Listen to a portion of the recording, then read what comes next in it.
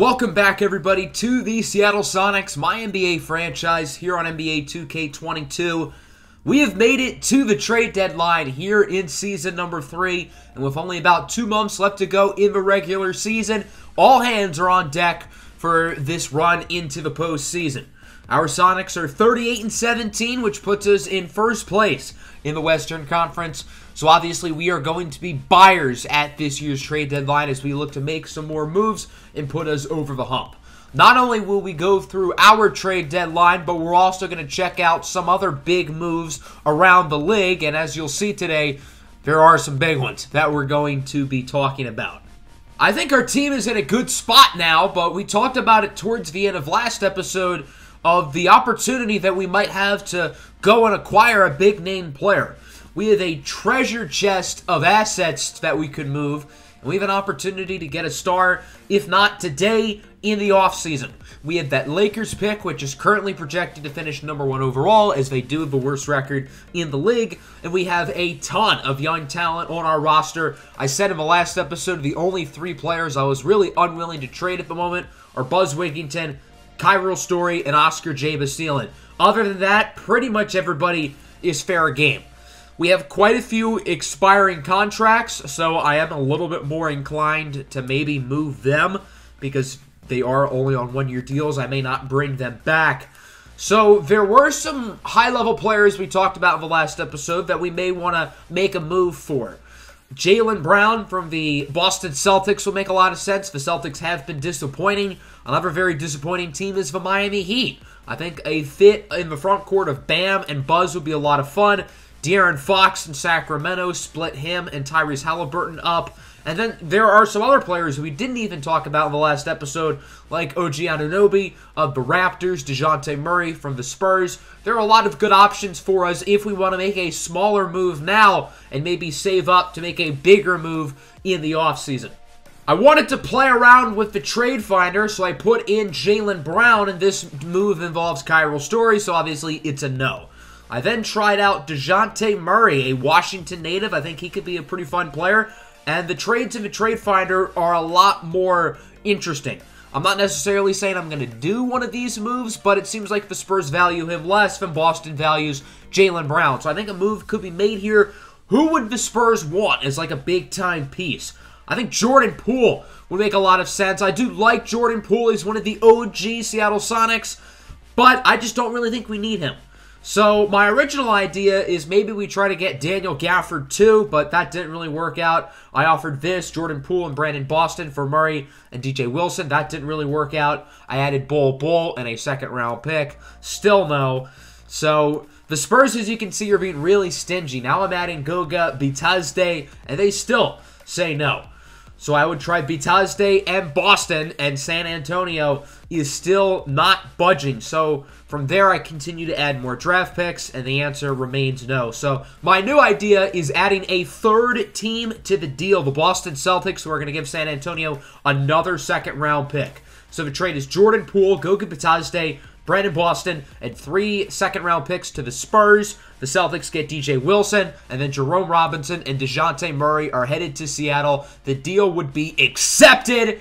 So there you go. DeJounte Murray is now a Sonic.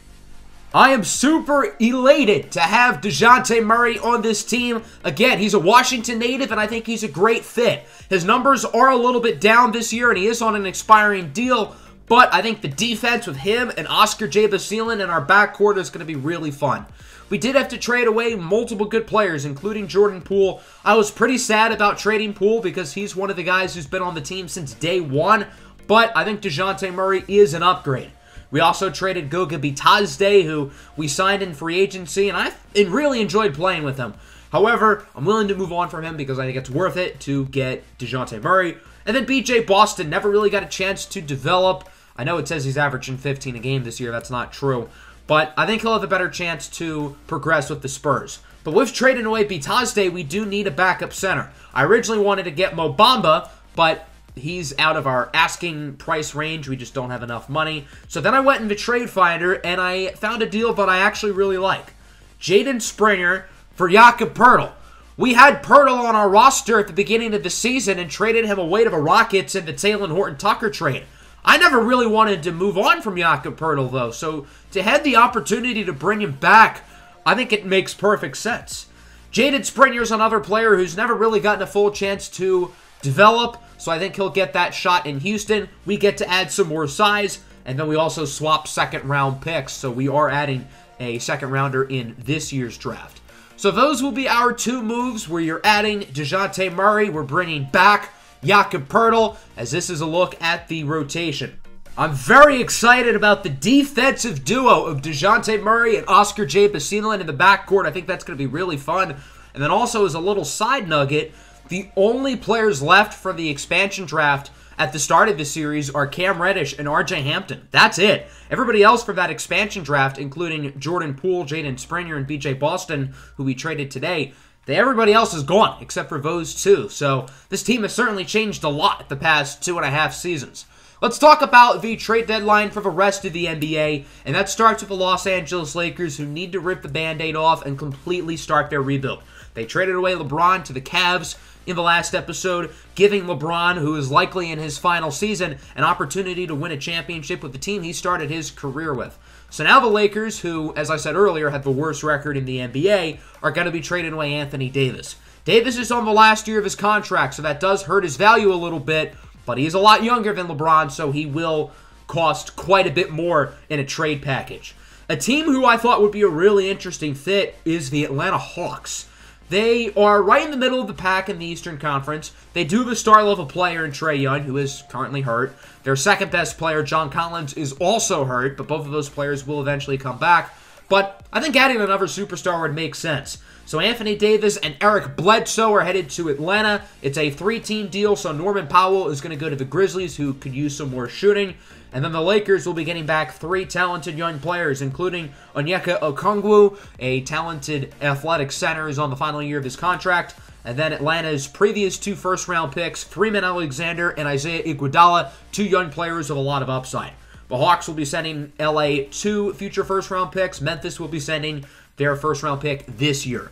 So the deal is done. Anthony Davis to Atlanta for Iguodala, Alexander, Okongwu, and 3 first-round picks. So Anthony Davis and Trae Young are now teaming up in Atlanta. Davis will likely be the center with and without John Collins in the lineup. Let's make some more moves, shall we? De'Aaron Fox is headed to Washington. I love this fit. The Kings needed to move on from Fox. Him and Halliburton aren't really working out. The Wizards have overperformed for a second straight season, but they don't have any star power. Their highest-rated player is Dante DiVincenzo, so why not add a true all-star level player? Svi Mikhailuk in a couple seconds are going to the Wizards as well. Sacramento will get Jackson Hayes, Ziggy DeJuste, and 2 first-round picks, including a protected pick from the Kings. So they get their own pick back along with a future selection from Dallas as part of the Bradley Beal sign and trade a couple of years ago. Kemba Walker is going to the Suns in exchange for Precious Achiuwa. The Suns need a reliable point guard going into the playoffs, and the Rockets have an abundance of guards. They don't really need Kemba. They could use some more size, however, so I think that's a fair move for both sides. We have a very rare young player-for-player swap. Chidubemi Henrique was the 7th overall pick a couple years ago. Isaki McDaniels was only 2 picks later at 9th overall. I think a new change of scenery for both players would make sense. The Kings need a point guard now that De'Aaron Fox is out the door, and the Rockets need some forwards, so I think McDaniels would be a better fit. The Sixers could use some outside shooting, so Joe Harris from Portland will be swapped with O'Shea Falcone, who hasn't really gotten a ton of playing time this year, but he is young, and he does have upside going forward. Chris Duarte is headed to the Warriors. They could use some more perimeter shooting in exchange for Alex Boucher. Now look out for the Bucks to continue to make moves over the next year or so. Their team is really bad, so Giannis may want to get out eventually. Their best asset other than Giannis was Chris Duarte. Now it's probably Alex Boucher. That just shows you how desperate Milwaukee is at the moment. Mike Conley is going to the Chicago Bulls for Jet Douglas and a future first-round pick. The Bulls need someone who can facilitate the offense off the bench, so Conley will be the 6th man. The Magic are a good team. They're over 500, but they have no need for Mike Conley on their roster. So that is the trade deadline. A lot of action here. Obviously, we were busy acquiring DeJounte Murray, and then there are a number of other big moves around the league, such as Anthony Davis going to Atlanta.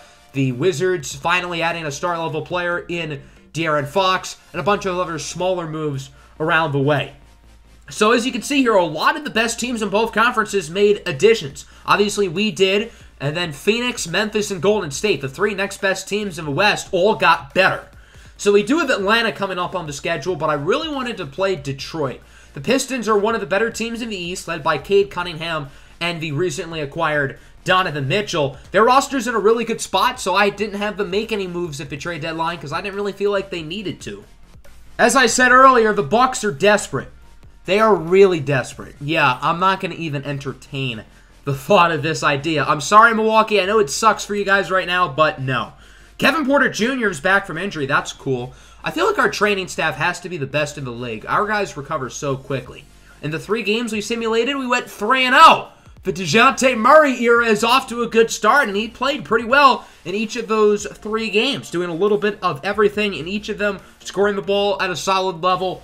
So that brings us to this matchup against the Pistons, the final game before the All-Star break, at home against one of the better teams in the Eastern Conference. Of course, the Pistons made the finals last year, and that was without Donovan Mitchell. So I'm excited to see how Seattle fares against one of the better teams in the league. Buzz Wigginton and Isaiah Stewart had this one at midcourt. It goes to Buzz and the Sonics, and we are underway. Our first look at DeJounte Murray in-game as Oscar J. Basile fakes the step back, guarded by Donovan Mitchell. He connects with Kyril Story, who fools the defender on the pump fake. Story lets it fly! The rookie, Kyril Story, hits the 3. The score is now 6-9. Nice. That was not a nice pass by Buzz Wigginton, intercepted by Cade Cunningham, as there's Glenn Robinson going in for the layup. Not really someone you'd expect to start on a contender, but here we are. Wide open in the corner is Donovan Mitchell. He makes the 3. The Pistons are on a nice little run, as Seattle would call an early timeout.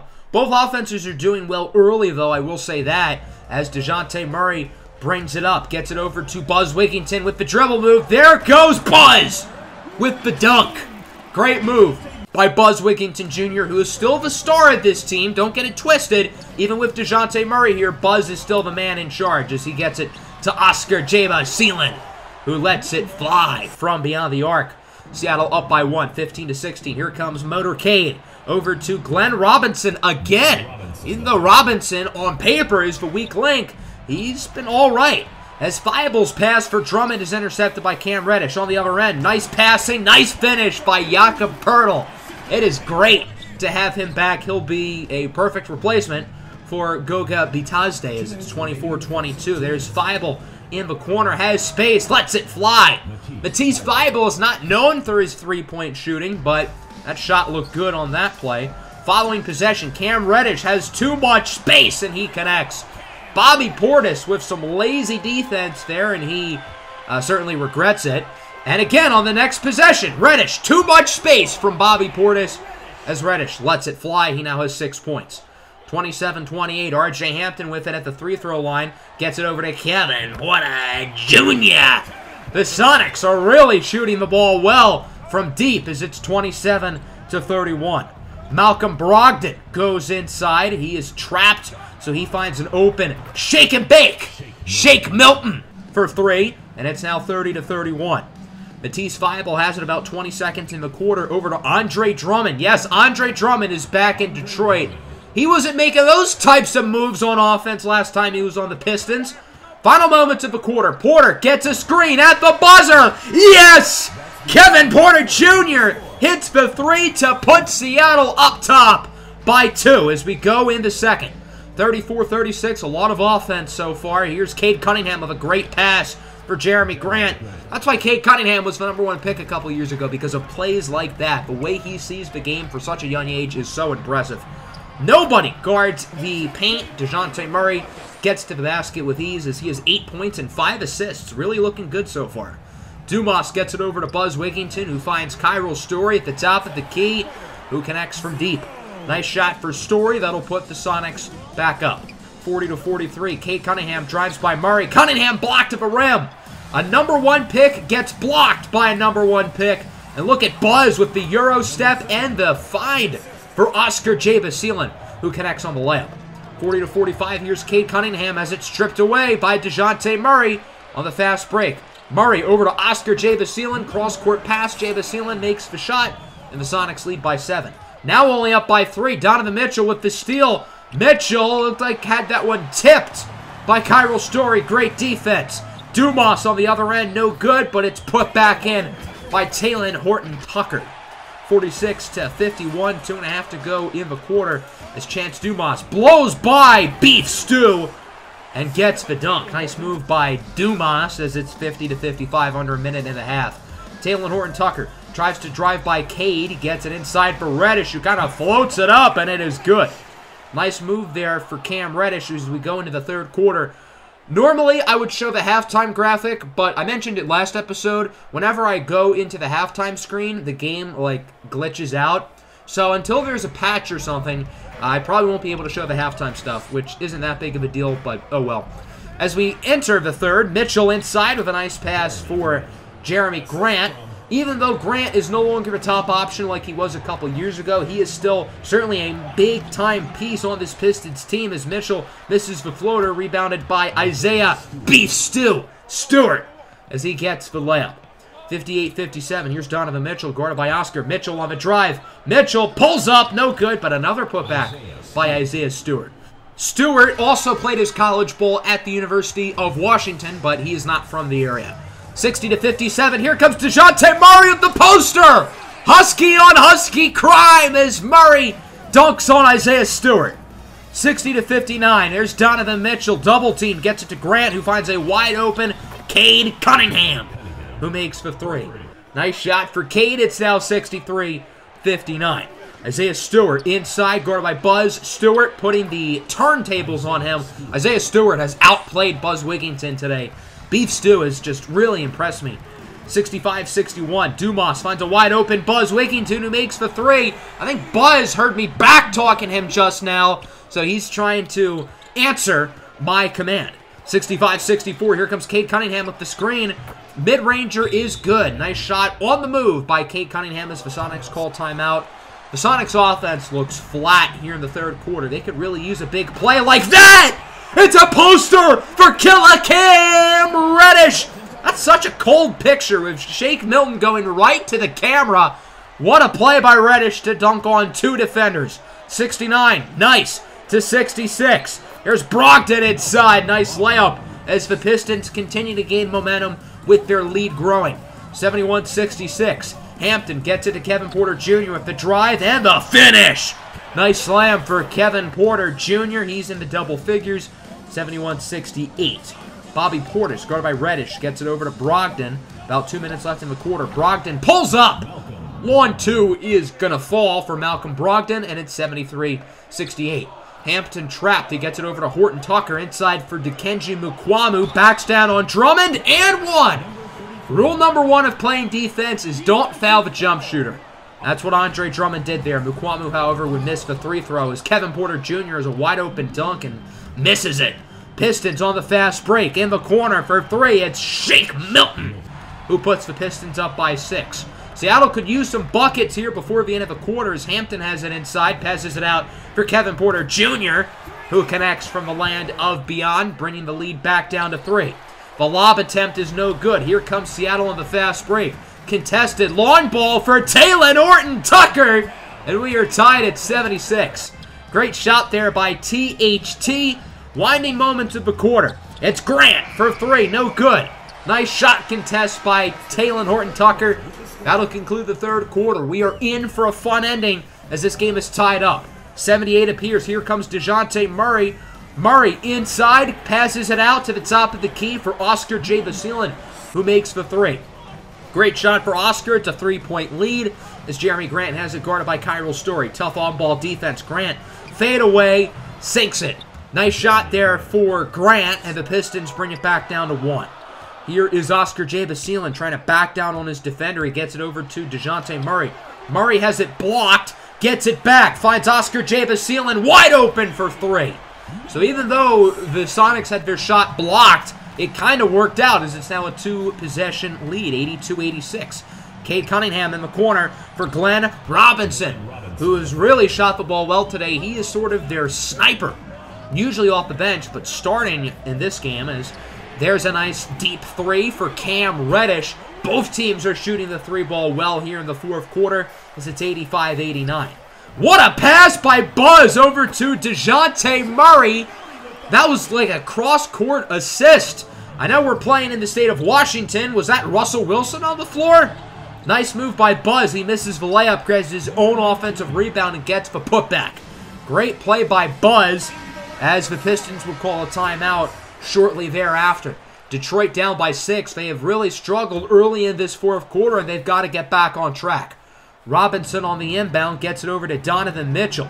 Mitchell, guarded by Oscar, is Mitchell trying to create some sort of dribble move. He misses the shot and is still on the ground. It's a 5-on-4 opportunity for Seattle as Buzz catches the lob. But the bigger story is on the other end of the floor. Donovan Mitchell, one of the stars on this Pistons team, is grabbing at what appears to be his lower leg. That is a big deal for the Pistons as he's helped off by Glenn Robinson. Cade Cunningham also there for emotional support. The diagnosis would be a severe right ankle sprain. Mitchell is projected to miss the next 6 to 8 weeks, which is pretty much the rest of the regular season. So Malcolm Brogdon replaces him and immediately hits a 3. I guess that's a good start. 95-90. Here comes DeJounte Murray, currently at 14 and 8. Fools Cade Cunningham and connects on the short shot. DeJounte Murray continues to be Seattle's best player tonight. He has really impressed me in this game as Buzz Wigginton, step back off of Stewart, hits the 3. Great shot for Buzz, who struggled early but has really played a lot better down the stretch. 94-102, under 3 minutes to go. Cade Cunningham with the finish. DeJounte Murray was sleeping on defense, and Cunningham capitalizes. 96-104 now. Cunningham again to the basket. No good. Grabs his own rebound. Great play there by Cade. And the Pistons bring it within 6. Now an 8-point game. Cunningham, guarded by DeJounte Murray, has a screen from Stewart. Cunningham again. With Donovan Mitchell out of the game, it seems like Cade is the guy who is directing the offense here in the final minute or so. Nice pass by Dumas for Oscar, who hits a big mid-ranger to put Seattle up by 8. I don't know if that's necessarily the dagger, but that puts the Pistons in some trouble. I think another basket here might end it as Murray hits the contested layup. What a play by DeJounte Murray. 100-110. Murray gets it over to Buzz. No good. Rebounded by Horton Tucker, who gets it back out for Murray, looking for his 10th assist, which would be a double-double. Murray pump fake inside for Kyril Story, who makes the layup. 18-10 now for DeJounte Murray. He would finish with 22-10 as Cunningham dribbles out the clock. A great way to finish the first half of the season, although it's more like the first 2/3 of the season. But it's a good win and a good winning streak entering All-Star Weekend. 116-104 is your final.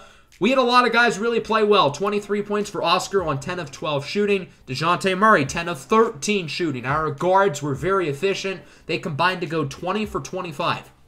Murray had 22 points and 10 assists. Buzz with 28 and 4. Reddish and Porter with 13 off the bench. Other than Kyril Story's inefficient shooting night, everybody else was really impressive. For the Pistons, Cade Cunningham was great, 21 and 7. Donovan Mitchell was very good when he was in the game, but unfortunately he's going to be out for a duration of a regular season. Isaiah Stewart was also impressive with 12 and 14. So that brings us to the All-Star break. We do have quite a few players participating in the festivities. Oscar J. Basile is in the dunk contest. He was supposed to be in the dunk contest last year, if you remember, but he got hurt right before the All-Star break, so he couldn't participate. We have 3 players in the Rising Stars Challenge, all for Team USA. Buzz Wigginton, who should be an All-Star, Oscar J. Basile, and Kyril Story. So next episode, we'll cover the All-Star break briefly. We're probably going to play one of those games early in March.